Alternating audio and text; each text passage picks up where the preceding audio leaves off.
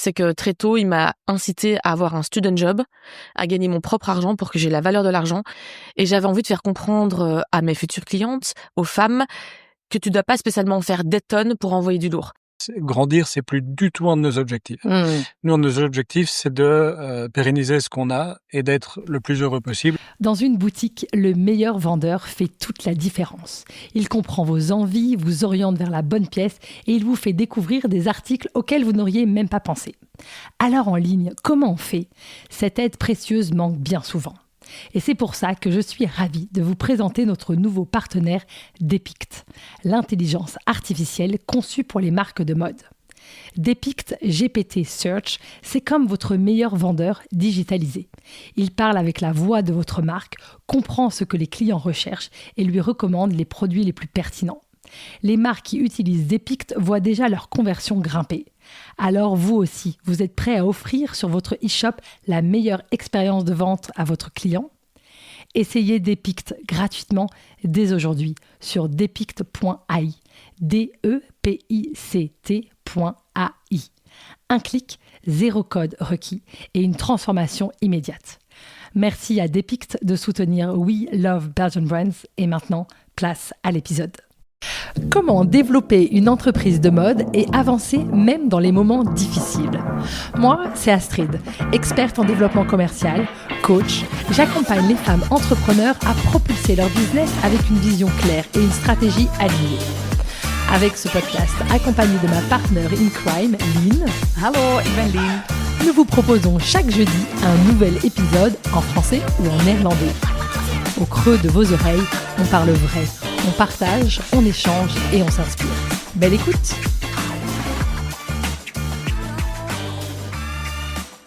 Bonjour à tous et bienvenue sur We Love Belgian Brands, enfin surtout sur la saison 7. Ça m'impressionne moi aussi. Et donc aujourd'hui, je reçois, ou plutôt je suis reçue par Cyrielle, la fondatrice de Cure, qui avec son mari, qui l'a beaucoup encouragée sont derrière cette belle histoire. Donc l'histoire d'une jeune femme passionnée de mode qui a lancé son concept store à 27 ans, malgré des doutes, des pressions, des injonctions. Et donc on est là, 10 ans plus tard, avec Cure, qui est toujours cette superbe boutique, mais qui est aussi plus encore. Je trouve que Cure, c'est vraiment un univers, une marque, une communauté. Et Cyrielle, c'est vraiment une entrepreneuse visionnaire, une femme sensible, une maman, une créative.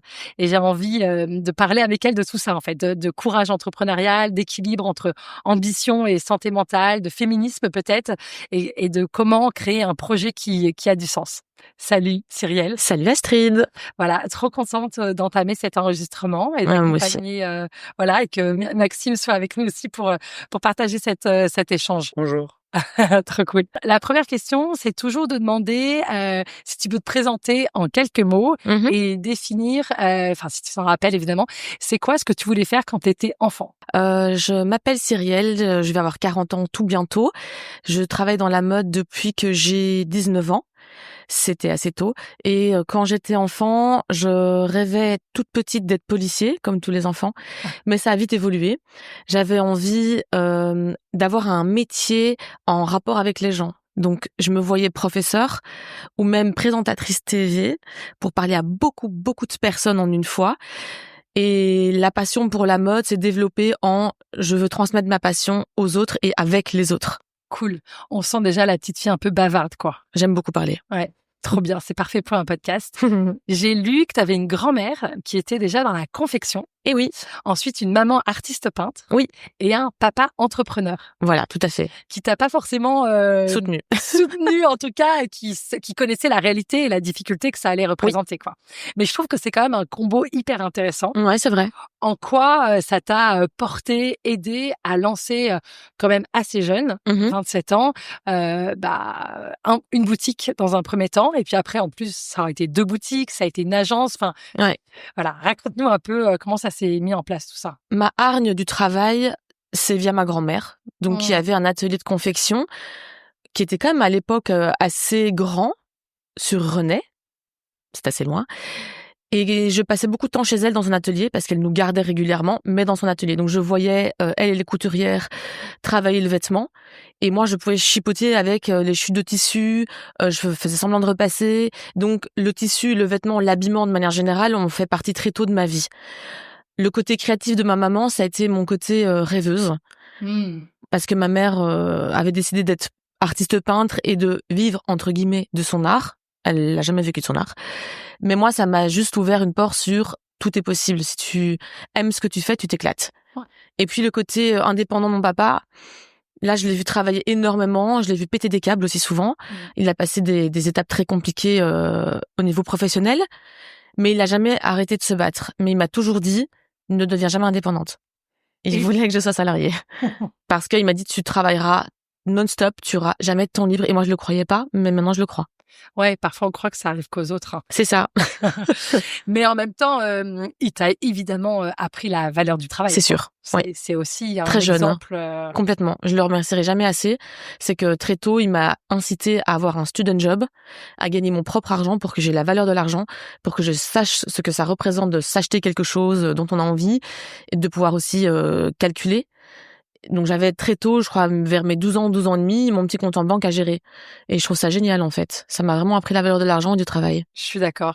Il y a un truc que j'aime bien, tu vois, notamment quand je me suis renseignée sur toi, on parle beaucoup en effet de visionnaire, de travailleuse, d'entrepreneur courageuse, d'audace. On parle aussi de talent, tu vois. Qu'est-ce que tu penses de tout ça? Et surtout, moi j'aime bien cette idée qu'il n'y a pas vraiment de talent, il y a surtout, et je trouve que tu l'incarnes extrêmement bien, passion et travail, quoi.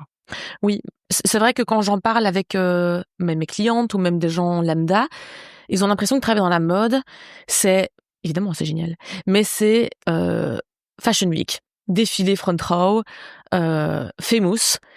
Alors que moi, je sais que travailler dans la mode, il y a beaucoup de travail ingrat, il y a beaucoup de logistique, il y a beaucoup de gestion de produits. Le famous et les achats, par exemple, sur Paris, représentent 1/10 de ma charge de travail. Et du coup, c'est limite un moment de repos. Ça va pas, je vais pas le considérer vraiment comme un travail à part entière. Travailler dans le retail, c'est magique pour moi parce que c'est tout ce que j'ai toujours voulu faire.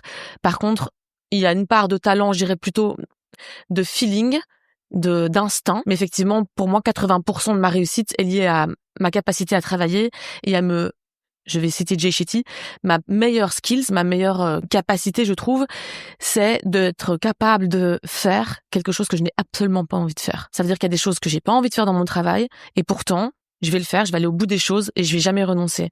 Et c'est pas donné à tout le monde de se forcer au quotidien à faire des choses que t'as pas envie de faire, finalement. La discipline. C'est ça. Et ça vient d'où? Mon père. Ouais. C'est arrivé très tôt, oui. Ouais, et c'est fort, le mot que t'as dit, t'as parlé de hargne. Ouais. Ouais, complètement. C'est un mot puissant. Avec Maxime, on s'est, mais littéralement, saigné, même physiquement, parce qu'on a fait des travaux nous-mêmes, on a porté des colis nous-mêmes, on a travaillé 7 sur 7.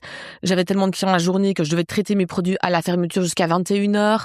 D'ailleurs, tous les deux, on avait pris 5 ou 10 kilos en 1 an et demi, parce qu'on mangeait des nouilles sauté au poulet de chez Yaki, rue Antoine Dansart, entre 21h et 22h, après notre journée de travail. On avait 27 ans, ça c'était possible. Aujourd'hui, à refaire, je sais pas faire ça. Ouais, mais vous êtes stimulé là-dedans. Ouais. Et pour le coup, j'ai l'impression que Maxime, il t'a aussi porté, c'est sûr. Pour aller jusqu'au bout, quoi. Maxime, c'est un très très bon leader parce que lui n'est peut-être pas capable comme moi de se forcer énormément comme moi, je veux dire, à faire des choses qu'il a pas envie de faire. Par contre, il est capable de donner la motivation aux autres d'y arriver. Ouais. Et ça, c'est un talent parce que je préfère faire moi-même que donner la motivation aux autres. Ouais. Lui est très fort pour donner les clés du succès et te donner la motivation d'arriver au bout des choses. Ouais. Encourager. C'est ça. C'est un leader, quoi. Je suis d'accord. Vraiment. Je pense que c'est une vraie compétence. Et ce qui me semble vraiment la puissance de Cure, parce qu'on en a peut-être pas encore assez parlé, c'est vraiment un concept très atypique. Il y a du monochrome, il y a du minimalisme, l'image est forte et puissante. Enfin, dès le départ, t'es arrivé avec un univers de marque pour ta boutique qui était hyper limpide. Ouais. D'où ça t'est venu, ça, quand même? De mon style à moi personnel et de ce que j'ai envie, en fait, au niveau de la mode. Ouais, pour nous, c'est pas atypique, hein. Pour nous, c'est pas atypique, mais c'est... Si on avait écouté les autres, Cure ressemblerait pas à ça du tout. Parce que tout le monde nous déconseillait de faire ce qu'on comptait faire et essayait de nous diriger vers une voie complètement opposée. Me disant que non, la mode ne peut pas être que monochrome, noir, blanc, gris, jeans. Et moi, j'avais envie d'un dressing qui traverse les saisons, dont tu te lasses pas et qui envoie du lourd. Donc je trouvais que la femme méritait d'avoir un blazer avec des énormes épaulettes pour prendre plus de place, pour pouvoir s'affirmer. Je trouvais que la femme pouvait se dire, je mets un t-shirt blanc rentré dans un jeans et un rouge à lèvres rouge pétant et je vais être au max du sexy, sans devoir montrer 1 kilomètre de jambes et un décolleté profond. Donc je voulais que ce soit surtout l'attitude qui envoie du lourd. par l'habillement, mais sans en faire trop non plus. Donc c'est tout un équilibre en fait que j'ai voulu mettre en place. Ce qui crée aujourd'hui vraiment l'identité de Cure, et ça je trouve depuis le day one, et ça je pense qu'on peut quand même parler de talent ou en tout cas de vision. C'est vraiment dès le début, vous avez eu quand même cette idée hyper claire d'arriver avec une approche monochrome, en effet, peu de couleurs. Le denim a tout de suite été très puissant pour Cure. Le côté en effet grosse épaule, il y a tout de suite une vision. Comment t'es allé chercher cette image-là? J'avais envie de proposer un vestiaire qui traverse les saisons et j'avais envie de faire comprendre à mes futures clientes, aux femmes, que tu dois pas spécialement faire des tonnes pour envoyer du lourd. Et donc, d'où le blazer avec les énormes épaules.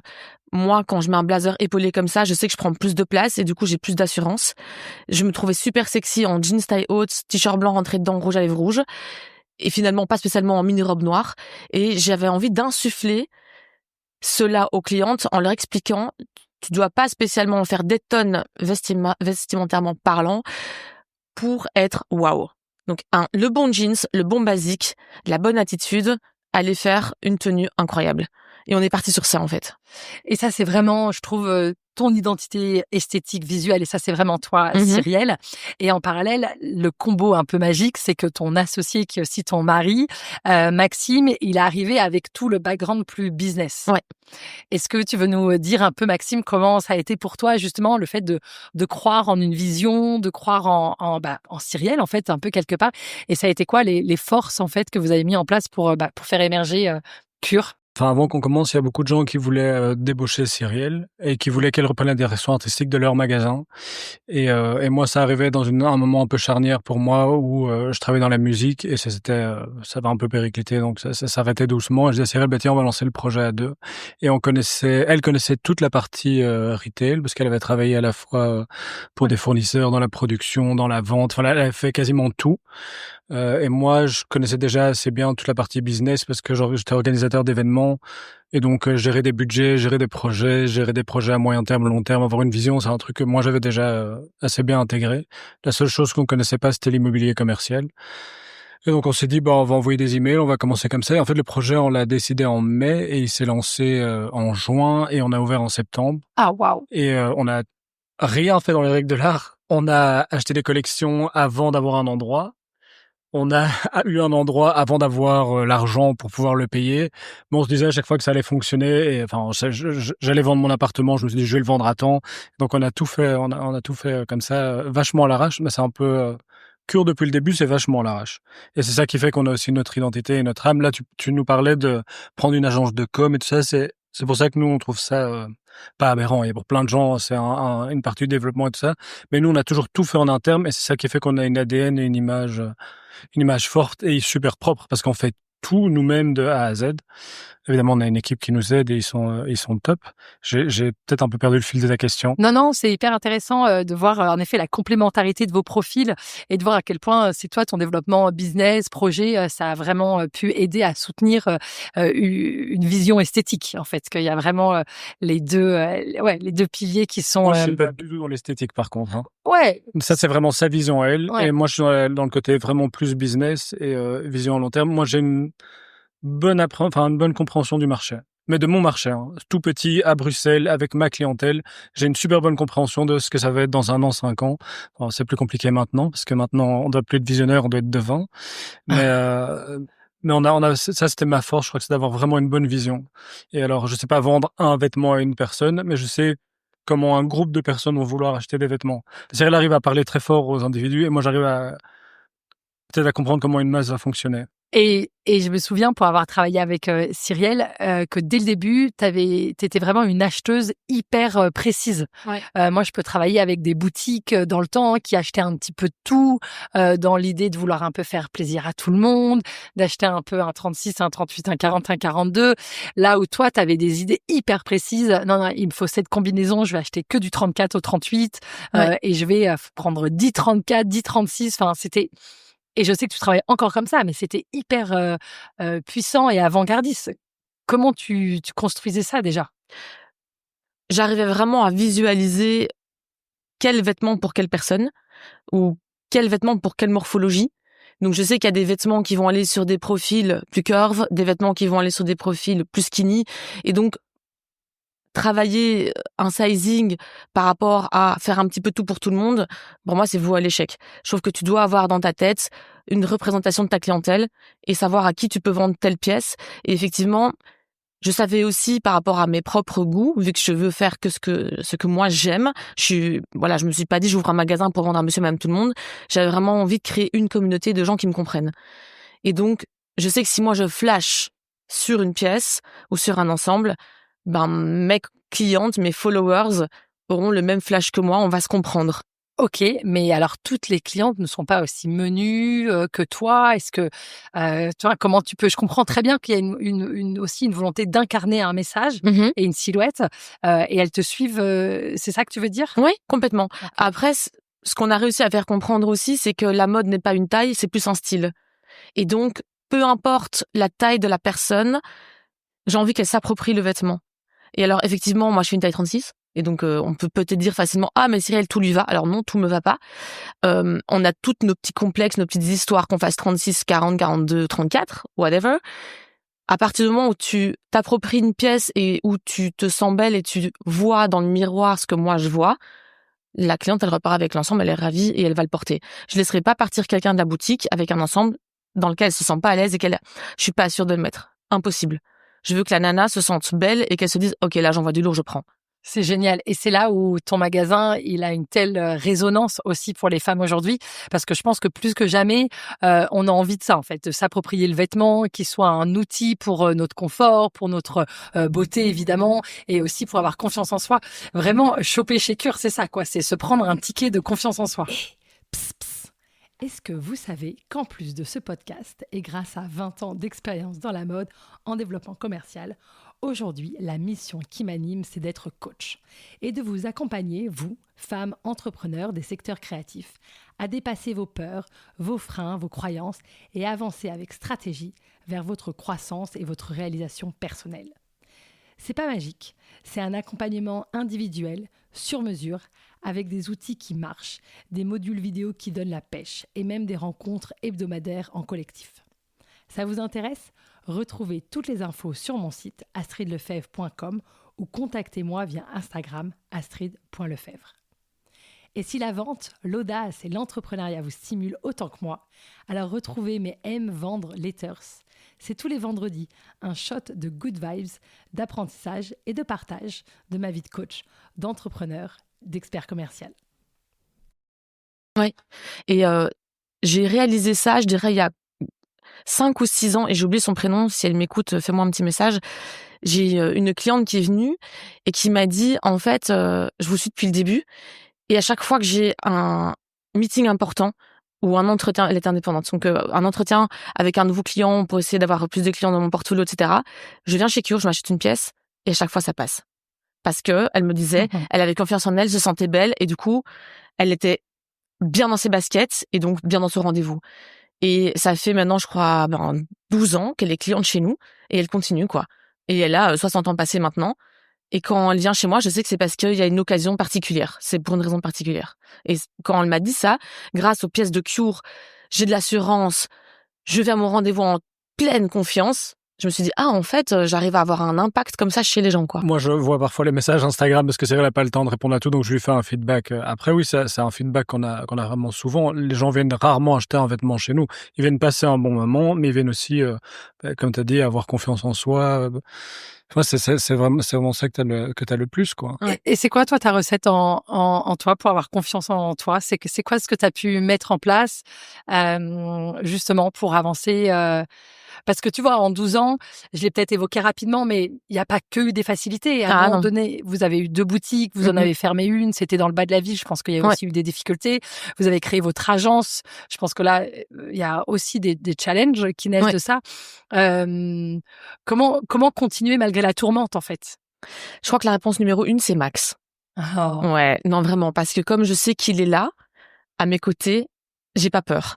Quand il est pas là, parce que pendant un moment, Maxime a dû prendre un petit peu de recul, et donc il a dû un peu s'effacer de Cure pendant quelques mois.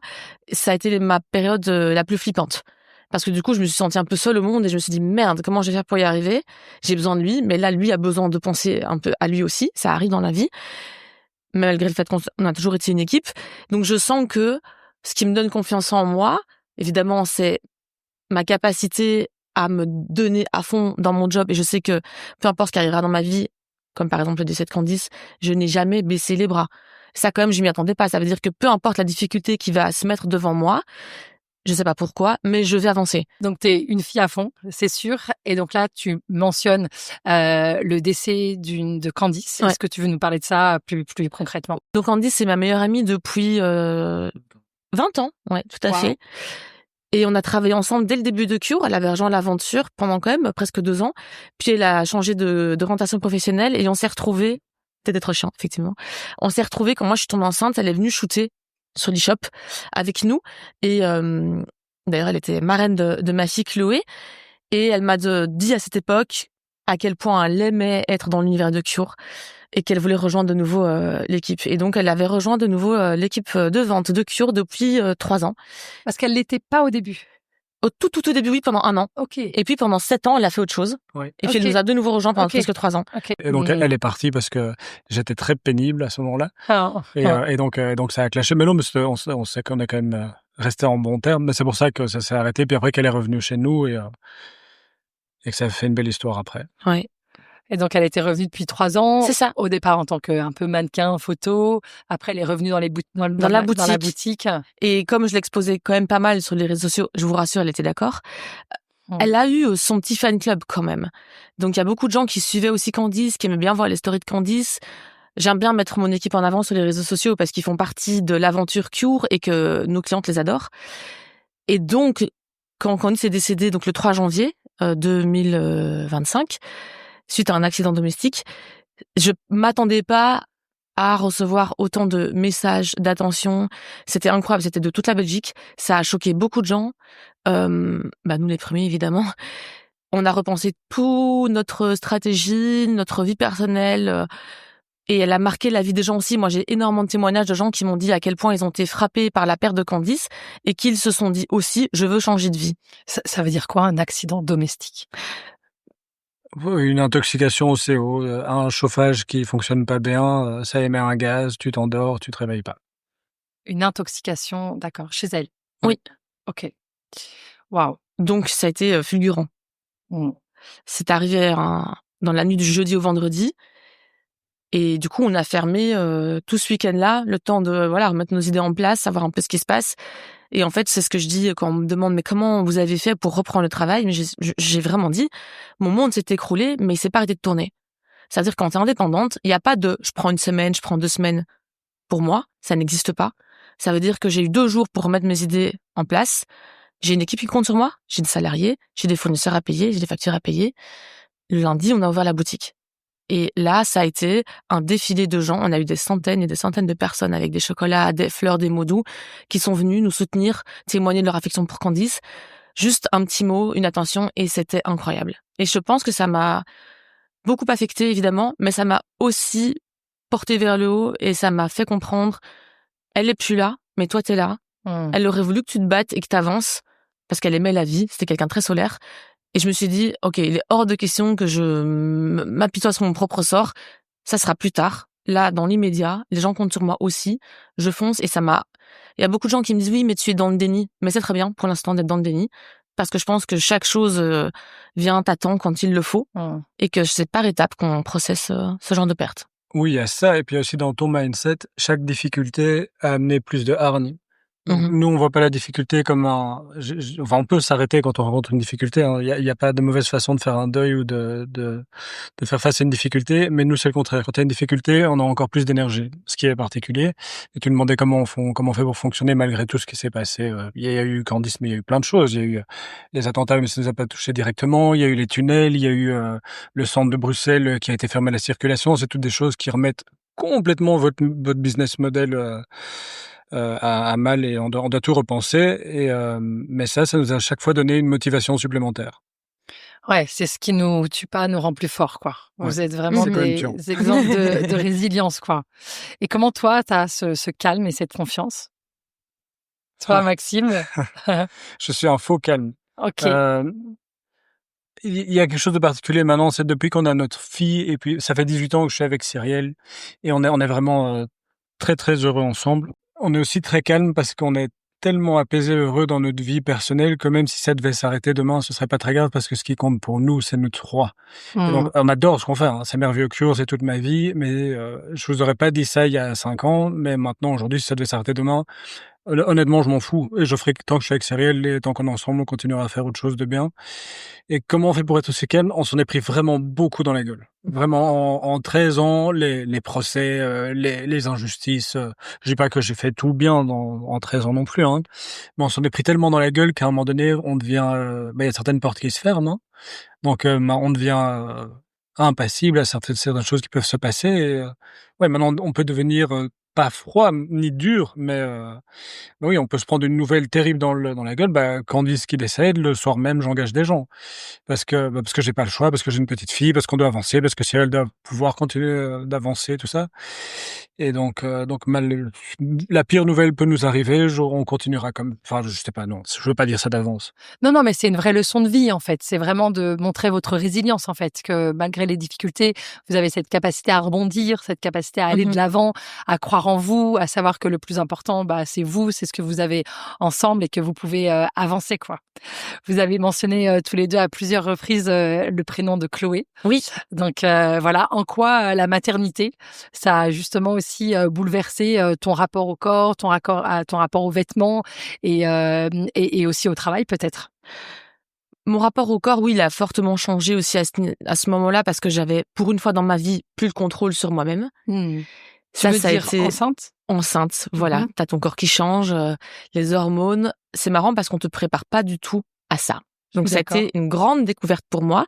D'ailleurs, j'en ai beaucoup voulu, je pense aux femmes de manière générale, c'est de cacher cela. Moi, on m'avait dit, être enceinte, c'est magique, la maternité, c'est incroyable, c'est que du bonheur, tu verras, ta vie aura tellement plus de sens. Alors oui, c'est vrai.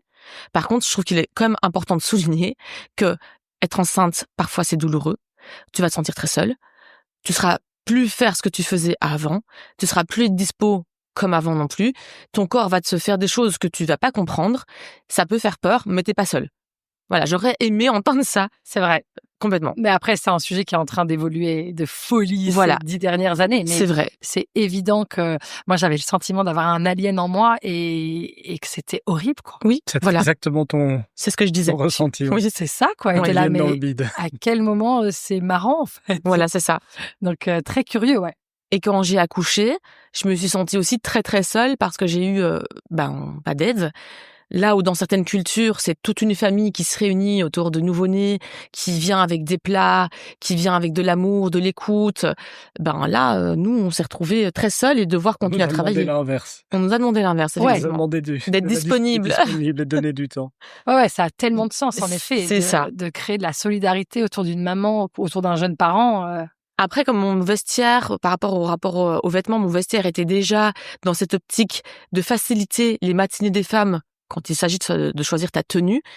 J'ai pas eu de gros soucis pour avoir un vestiaire traditionnel, pas enceinte et postpartum. Je savais remettre les mêmes pièces, donc ça c'est quand même très très gai. J'ai pas dû changer de garde-robe là où parfois j'ai des nanas qui débarquent, j'ai eu un bébé, je dois changer toute ma garde-robe, ça va plus. Ouais. Problématique. Donc là, j'ai pas eu ça. Et par rapport à ma vie professionnelle, j'ai voulu ralentir. Pas ralentir mon expansion, plutôt ma vie à moi.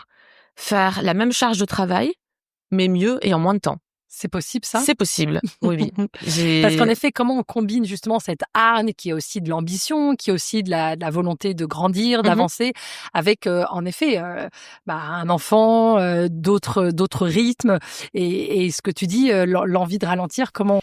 Alors, on continue la conversation dans un instant, mais avant ça, je veux vous parler d'un partenaire qui fait toute la différence pour les marques de mode, Lending Partners. Dans la mode, pour réussir en ligne, c'est pas de la magie, c'est une stratégie. Et c'est exactement ce que propose Lending Partners, accompagner les marques mode et lifestyle vers plus de croissance digitale. Retrouvez leurs études et cas pratiques sur www.lending.partners. Et maintenant, retrouvez l'épisode. Alors on vit en décalé, j'ai pas mal de personnes, même des amis qui ont pas toujours compris mes choix, mais il faut se lever très très tôt. Un enfant ça se lève tôt donc ça marche.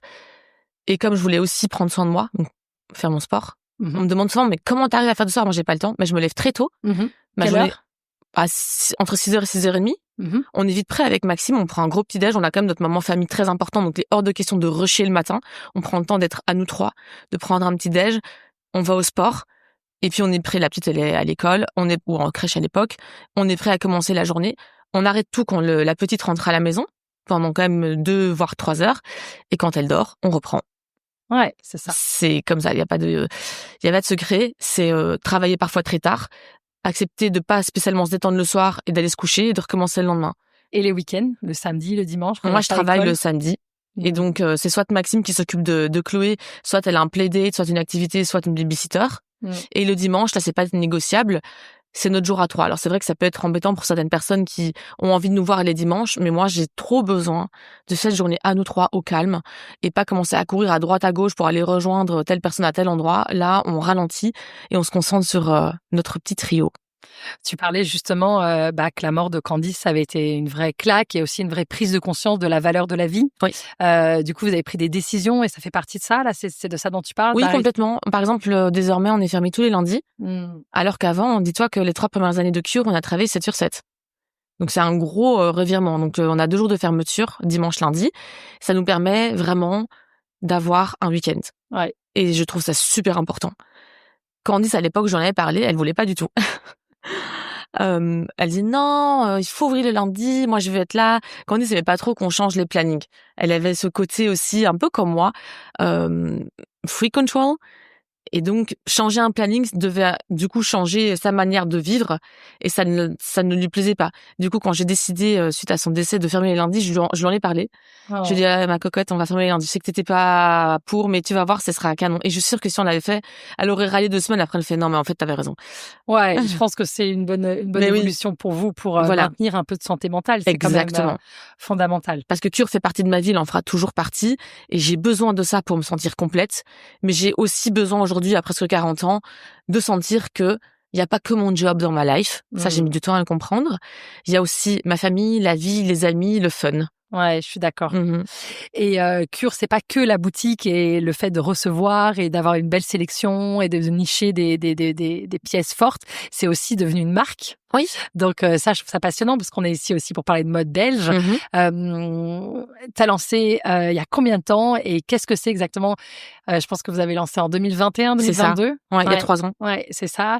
Avec aussi une volonté de développement à l'international. Enfin, raconte-nous un peu tout ça. J'avais envie de créer une marque de basiques, de pièces idéales, de pièces iconiques que tu vas utiliser saison après saison. Donc, tu dois pas spécialement avoir un vestiaire automne, hiver, printemps, été. Les pièces Cure, elles te suivent toute l'année. Et je voulais que ce soit une marque pas trop chère. Et toi, qui es une acheteuse hors pair, tu ne trouvais pas ces pièces? Si, mais je les vendais justement en quantité astronomique que je trouvais ça dommage de donner mon argent aux autres fournisseurs alors que je pouvais très bien le faire moi-même. Ok, super intéressant. Et tu le trouvais chez plein de fournisseurs, enfin plein de marques différentes, alors que nous, on voulait rassembler tout ça dans un seul AD. Ouais, avec déjà une identité de marque que vous aviez déjà, en fait. Ouais. Et la base vraiment les fondements de la marque Cure n'étaient pas de devenir une marque à part entière, en tout cas au tout début. C'était une marque de pièces fortes et de basiques qui allait dynamiser tout le merch, donc tout le merchandising de la boutique, mélangé à d'autres marques comme Theory, Nanushka, Hero, Anine Bing. Je comptais pas faire un corner Cure. Et quand j'ai commencé, j'ai présenté la marque comme ça. Et au fur et à mesure, semaine après semaine, les gens m'ont demandé c'est où la marque Cure. Et donc avec la team, on a décidé de faire un corner Cure. Ça a cartonné. Aujourd'hui, donc 3 ans plus tard, j'ai décidé de revenir à l'essentiel de ce que je voulais de cette marque, à savoir une marque qui vient t'apporter la pièce complémentaire au sein d'un multimarque. Et c'est comme ça que je comptais la vendre à l'international. Je comptais pas me positionner comme une marque avec une identité créative, pure et dure, parce que de base, je suis pas styliste, mais je voulais proposer aux boutiques, vous avez d'office besoin de beaux t-shirts, d'une belle chemise, d'un blazer structuré pour vendre vos autres produits. Et c'est là où intervient Cure. Donc ça faisait de Cure un produit assez unique. La marque de basique qui va te permettre de vendre tes autres pièces très fortes aussi, sans trop te compliquer la vie. Et si tu achètes une pièce très chère, tu peux ajouter un joli t-shirt pour 89 €. C'est une pièce complémentaire, c'est toujours agréable. Et du coup, vous aviez des agents? C'était quoi Non, on allait tout faire en in-house. Ouais. Donc on allait justement avec Candice se partager les tâches. On allait partir en showroom sur Paris. Et en fait, je me suis rendu compte que ça allait trop compliquer niveau logistique. J'allais devoir engager des gens. Et c'était pas du tout le but. C'est qu'on voulait rester une petite structure. une entreprise familiale et qu'on commençait à engager une stockiste, quelqu'un pour faire tout le relationnel client, la post-prod, etc. Là, je sortais de ma capacité à gérer mon shop et moi, je voulais être là pour mes clientes et pas derrière un ordi. Et donc, voilà, on s'est dit, si, on s'éloigne de notre core business. Cure, c'est que pour Cure. Et je me suis dit, c'est très bien comme ça. Ça veut dire que ma marque, elle est disponible que chez moi. J'ai pas de concurrence sur ma propre marque et ça me va. Et elle est encore plus unique et Exactement. singulière. Tu la décrirais en 3 mots, comment? Intemporelle, sexy et forte.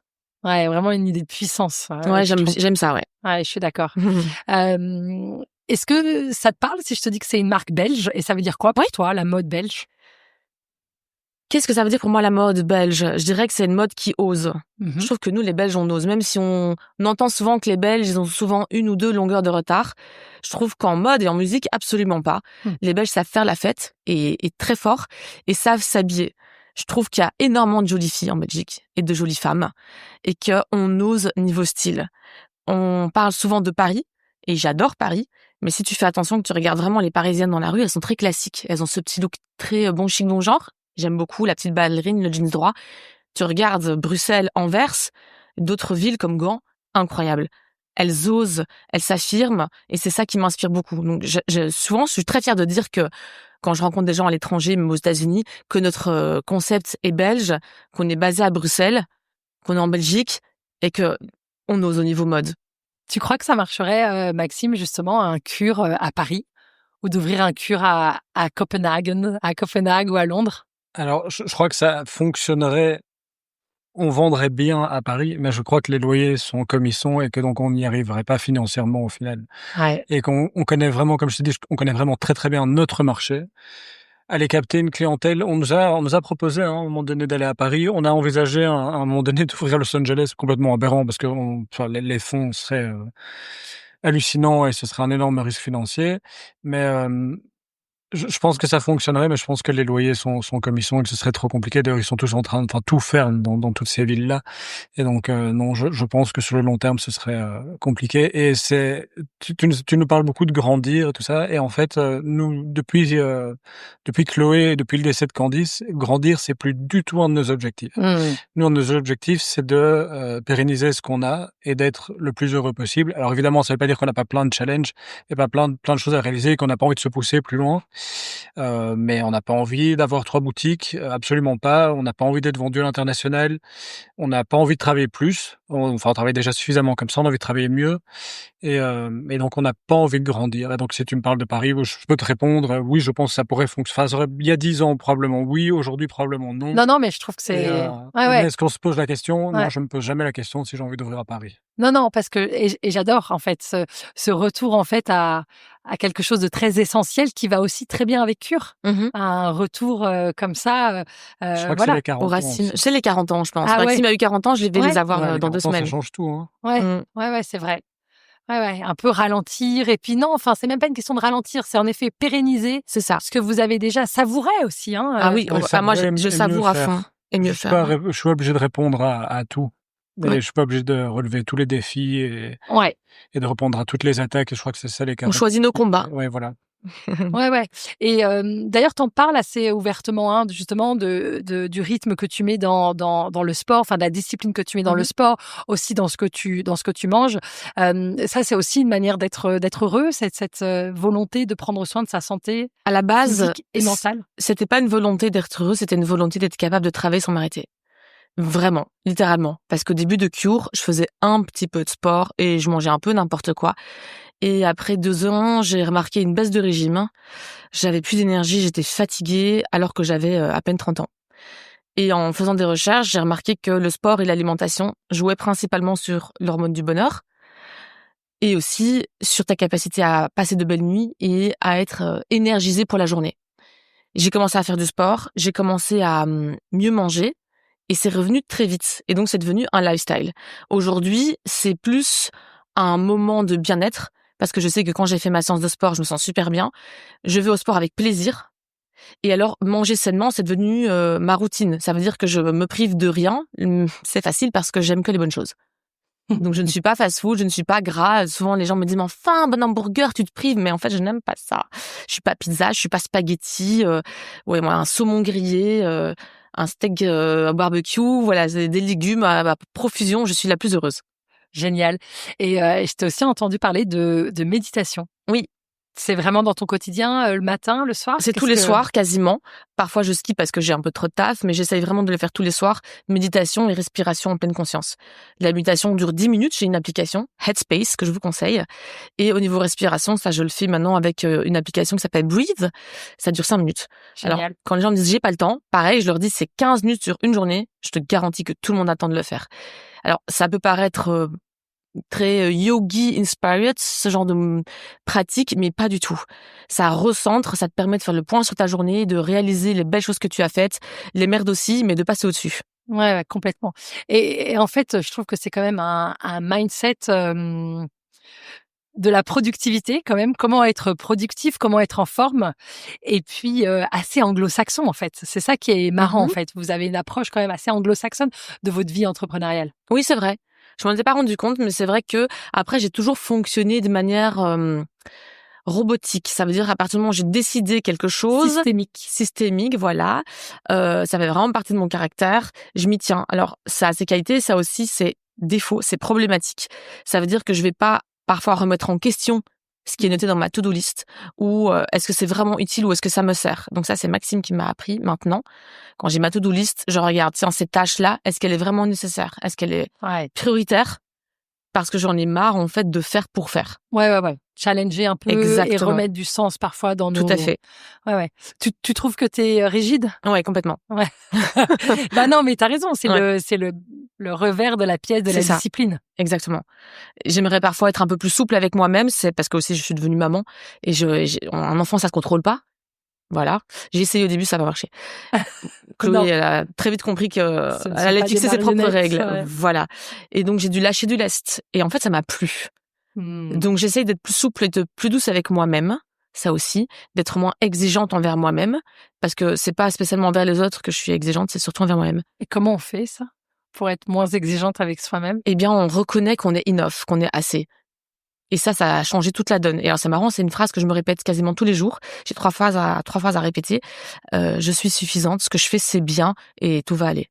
Oh, waouh. Ouais. Et ça marche. Si tu te le répètes constamment, ça finit par rentrer. Ouais, tout à fait. Et ça vient apaiser aussi un peu le système nerveux qui pourrait être en panique, en fait. Parce que soyons honnêtes, on est comme dans un monde où on attend beaucoup des gens en général, mais je trouve des femmes surtout. On a beaucoup de preuves à faire en tant que femme. Être une super maman, être une super nana au boulot, être une super nana à la maison, toujours canon. C'est quand même... beaucoup de pression. Oui. Et j'ai essayé de faire tout ça. Et quand j'y suis pas arrivée, ça m'a quand même frustrée. Et je l'ai un peu mal vécu. Ça n'a pas duré longtemps parce que je me reprends vite. Mais je me suis dit, en fait, je suis pas obligée de tout faire bien. Mais j'imagine Qu'est-ce que t'as pas bien fait, en fait? Ouais, parce que c'est ce que j'allais dire. Là, je vois pas. Moi non plus. Et j'imagine que toutes les femmes qui te suivent sur Instagram doivent se dire, non, mais Cyrielle, c'est une bombe. En plus, elle va à Paris. Enfin, tu vois, je pense que t'es un vrai symbole. Oui, mais j'essaye d'être transparente sur Instagram, mais on va être honnête, on publie tous les beaux moments sur Insta. J'essaie de pas trop publier de moments compliqués. Je le fais de temps en temps. Et parfois, certaines personnes comprennent pas et me disent, ça n'a pas la place sur Instagram. Et je leur dis, mais si, tout à fait. Parce que le monde n'est pas toujours rose. Parfois, il y a des choses dures qui se passent et je trouve ça important de communiquer et d'être transparente. Et c'est sûr que Cure est là pour faire rêver. Mais je trouve qu'il faut pas oublier la partie humaine et que parfois, on a un coup de gueule à faire passer et j'ai envie de le faire passer. Est-ce que tu crois que Cure peut grandir ou évoluer sans vous deux? Non. Ah non, on a le problème de l'homme clé. Ouais. Sans nous, c'est terminé. C'est invendable. Parce que il y a pas que toi qui représente l'image Cure. Je trouve que tu fais intervenir d'autres femmes. Tu le dis, t'aimes bien mettre en avant tes équipes. Vous vous êtes entourés. Les gens sont quand même en demande de où est Cyrielle, où sont Cyrielle et Maxime. Mais la vision, c'est Maxime, personne ne le demande. Mais la vision, c'est vraiment Cyrielle. Ouais. Et donc sans sa vision, ça aurait plus de sens. Elle peut fonctionner sans moi, mais Cure pourrait pas fonctionner sans elle. Ouais, c'est ok. C'est un problème, ça, ou pas? Oui. Je l'ai senti quand j'ai eu ma fille. Je peux imaginer. Ouais. J'ai pas eu de congé maternité du tout. Ah bah oui, on travaillait le soir même. Moi, à 4h du matin après l'accouchement, je travaillais, et puis elle, pareil. Bah, j'ai fait un postpartum, donc j'ai quand même fait une sale dépression. Ça s'est pas peut-être vu, je crois, directement sur les réseaux sociaux. Mais moi, à ce moment-là, j'ai un peu touché le fond. Et du coup, c'est à ce moment-là où j'ai décidé d'être vachement transparente. Et effectivement, on m'a vu sur Instagram pleurer quelques fois. Ça a été reposté un peu contre moi aussi. On me l'a reproché. Ouais. Et j'ai trouvé ça dur de la part de certaines personnes parce que j'avais envie de rendre service. Je me suis dit, moi, j'ai envie de dire que être enceinte et être jeune maman, c'est très compliqué. Et ce n'est pas que fantastique. Comme ça, je peux peut-être aider certaines personnes là où moi, je n'ai pas été aidée. Et j'ai reçu des dizaines et des dizaines de témoignages de femmes qui m'ont dit à quel point elles étaient soulagées de savoir qu'elles n'étaient pas seules à sentir ça et qu'elles n'osaient pas le dire, qu'en fait, c'était juste horrible de rentrer de la maternité, d'être chez soi avec ce bébé qui pleure toutes les 2 heures pour manger et qu'en fait, t'as même pas le temps de te laver. Et un étranger, en fait. En plus. C'est vraiment... ouais. Et donc, j'ai communiqué sur ça et alors, je me suis fait une communauté de jeunes mamans qui nous suivent toujours aujourd'hui. Et là, on partage plus les rentrées scolaires, les premiers petits devoirs. C'est chouette. Et j'arrive même pas à comprendre quels étaient les reproches qu'on puisse te faire. Que tu as de la chance, des choses comme ça? Oui, parce que j'avais fait une fécondation in vitro, moi aussi, une fille donc qui a fonctionné en 1 an, donc assez vite. Et donc, c'était scandaleux d'oser se plaindre d'être jeune maman, que c'est dur, quand on sait que d'autres personnes galèrent à tomber enceinte. Et je comprends. Mais c'est pas le même combat. Non, c'est 2 combats différents. Oui, c'est pas ça dont tu parlais. C'est ça. Tu parlais juste de la détresse d'une maman qui vient d'accoucher. Et qui sait pas quoi faire. Ouais, bien sûr. Moi, je suis rentrée chez moi, j'ai posé le bébé dans le canapé, elle s'est mise à hurler, sans s'arrêter. J'ai appelé l'hôpital en demandant est-ce qu'elle a quelque chose? Ah ben non, c'est un bébé, ça va pleurer. Genre, moi, je voulais retourner à l'hôpital. Et moi, dit non. On leur a demandé. On leur a demandé pour revenir. Et ils m'ont vraiment dit, débrouillez-vous. Et là, j'ai appelé ma mère en chiale. Et heureusement, ma mère est venue et elle m'a énormément aidée, en tout cas les 3 premiers mois de la vie de Chloé. Et ça a été génial parce que j'étais pas du tout proche de ma maman à cette époque-là. Et ça nous a vraiment rapprochés. Wow. J'ai redécouvert ma maman sous un autre angle. Elle a vraiment pris les choses en main. Waouh. Ouais. Ouais. Mais oui, c'est évidemment bouleversant l'arrivée d'un enfant dans une vie et c'est vrai que toi, t'en as fait 2. Ouais. Pourquoi? Ouais, parce que j'ai des sœurs et j'avais envie que mon aîné n'ait pas et des frères et sœurs. Je comprends. Je crois que c'était ça l'idée. Ok. Aujourd'hui, qu'est-ce que tu souhaites à Cure pour les 10 ans qui viennent? Et toi aussi, Maxime, d'ailleurs, chacun à votre tour. Qu'est-ce que moi je pourrais vous souhaiter? Si on se revoyait en 2035. D'être toujours là où on est aujourd'hui, mais mieux. Parce que je trouve que ce qu'on fait, et je m'envoie pas des fleurs à moi-même, mais ce qu'on fait est incroyable. Vraiment. Je m'en rends compte aujourd'hui avec le recul. Et je pense que là, avec l'expérience Cure 2.0 qui va arriver ici en septembre, les clientes vont encore plus aimer. Et cette communauté-là... Tu parles de la marque, là? Non, vraiment du concept. Du concept, ouais. Okay. La boutique va changer, donc je vais pas en dire trop, comme ça elles viendront de découvrir le shop ici à la rentrée. Mais j'ai vraiment ce sentiment qu'on aura une communauté encore plus soudée. On se connaît très très bien. Je pense qu'on aura une communauté aussi plus large parce qu'on a des nouvelles followers et clientes chaque semaine. Et ça, c'est génial. Je rencontre plein de gens. C'est vraiment hyper enrichissant. Et je pense que cet esprit de slow down, ralentir un petit peu, consommer mieux, sera plus fort que jamais. Donc, dans 10 ans, on sera toujours là, mais mieux. Génial. Et toi, Maxime, où est-ce que tu seras en 2035? Où est-ce que je serai? Je sais pas. Est-ce que je à vais Los pour Angeles. La boutique? Moi, j'aimerais bien vivre à Los Angeles. J'ai pas les moyens. Moi, je vais pas souvent dans le magasin, mais quand j'y vais, je vois toujours que des gens heureux, et que ce soit Cyrielle, que ce soit notre équipe, que ce soit nos clients. Et c'est quand même assez rare d'avoir des endroits où les gens sont heureux systématiquement.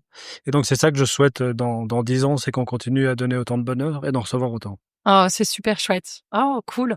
On pourrait terminer sur ces belles paroles, mais je vais poser quand même une dernière question. Dans le secteur de la mode belge, qui souhaiterais-tu écouter à ce micro? Dries Van Noten. Ouais. Je le trouve incroyable. Ouais. J'ai eu très peur quand il a annoncé le fait qu'il se retirait. J'avais pas tout compris. Je pensais qu'il arrêtait la marque. Ouais. En fait, non, il se retirait. J'ai compris pourquoi. Parce que je pense qu'à un moment, il faut penser un peu à soi. Et que quand on s'est donné autant qu'il l'a fait pour sa marque, il a traversé un nombre de tempêtes incroyables. Je pense qu'on a beaucoup à apprendre du personnage. Je crois qu'il va devoir venir. Il est obligé. Là, il déteste. Hein. C'est vrai. Il s'est tellement forcé à plein de choses, je suis sûre qu'il peut le faire. Ouais, il y a des gens qui aiment pas parler, qui c'est sûr pas faire, hein, qui ont pas. Regarde Maxime à la base, il est tout le temps en backstage dans les coulisses. C'est moi qui le pousse un peu à venir front parce que mes clientes l'apprécient beaucoup et donc elles ont envie d'apprendre à le connaître. Elle m'a mis en vente, c'était cata. Hein. Oui, non, tu n'es pas un bon vendeur. C'est pas grave. Ouais. Et puis chacun métier. ses talents. Et c'est sûr. plutôt génial d'avoir autant de complémentarité, quoi. C'est sûr. Trop cool. Est-ce que vous voulez profiter de ce micro pour encore partager? Et sache qu'il sortira après le nouveau concept, tu vois. Je pense que ce sera plus pour octobre. C'est parfait. Donc, si tu veux. C'est l'occasion de venir voir la boutique. Exactement. Ça Génial. donne trop envie. Le but, c'est de plus faire uniquement du shopping, mais c'est de passer un moment pour vous. Voilà. En fait, ralentir. De prendre le temps de se poser, boire un thé, un café, manger une madeleine, et puis regarder un peu les collections. T'achètes ou t'achètes pas. On s'en fout, finalement. Le principal, c'est d'être là. Cool. Et donc, il y aura aussi encore des pièces Cure, des pièces oui. que toi, tu as développées pour ta marque. Ça arrive fin octobre. Sera donc que chez Cure. C'est ça. Et donc, du coup, voilà, et qui viendront vraiment rythmer, en fait, les autres pièces de ta sélection. Exactement. Trop cool. Eh ben, écoutez, un grand merci à tous les deux. Merci Maxime d'avoir joué le jeu. Merci à toi. C'est pas toujours facile un podcast à deux voix, mais merci à tous les deux. Merci Astrid. Merci beaucoup d'avoir écouté jusqu'au bout. J'espère que cet épisode vous a plu. Et si c'est le cas, je vous invite à le partager et à lui mettre 5 étoiles. Ça nous aide beaucoup. Ensemble, diffusons les histoires inspirantes et les conseils précieux des entrepreneurs de la mode belge. Et puis, rejoignons-nous sur Instagram, WeLoveBelgianBrands_podcast et sur nos pages astrid.lefebvre et Lille de Grom. À dans 15 jours.